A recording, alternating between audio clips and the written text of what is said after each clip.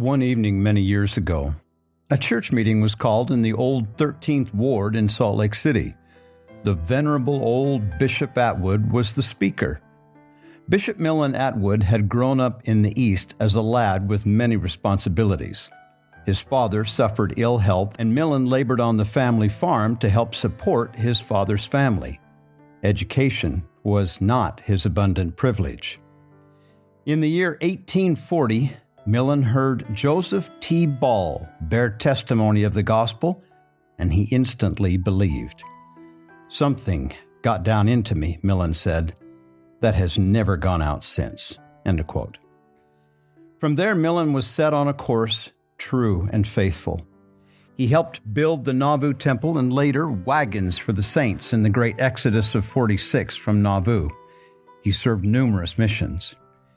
It was 1856, and Millen Atwood was one of the captains of 100 in the Willie Handcart Company.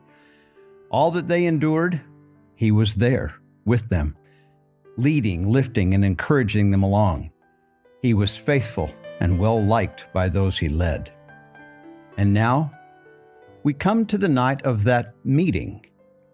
In attendance was a young man about 17, 18 years of age. He had been born the year Bishop Atwood was leading his people across the plains with handcarts. The young man was enrolled in a night class studying grammar. He had been given an assignment by the teacher to collect and present sentences in class that were not grammatically correct, and then present the corrected versions.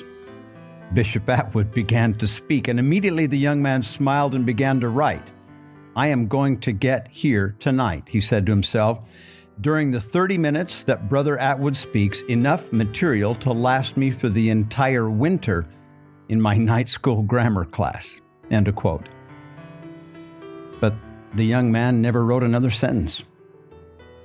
When Bishop Millen Atwood stopped preaching, the young man recalled, "Tears were rolling down my cheeks.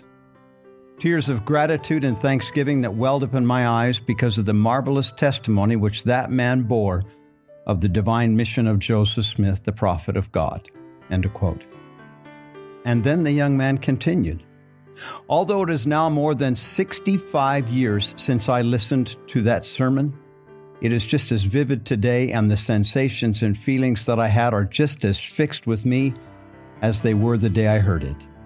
That testimony made the first profound impression that was ever made upon my heart and soul of the divine mission of the prophet.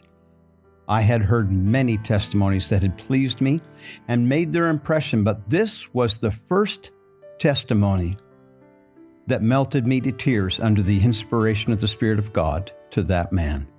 End of quote. My friends, there is power, not of this world, in a true testimony. When we skip the rambling travelogues and declare boldly what we really know by the witness of the Holy Ghost, there is a power that attends the worthy, that causes the soul to vibrate in harmony and changes hearts. And by the way, who was that young grammar scholar? Heber J. Grant.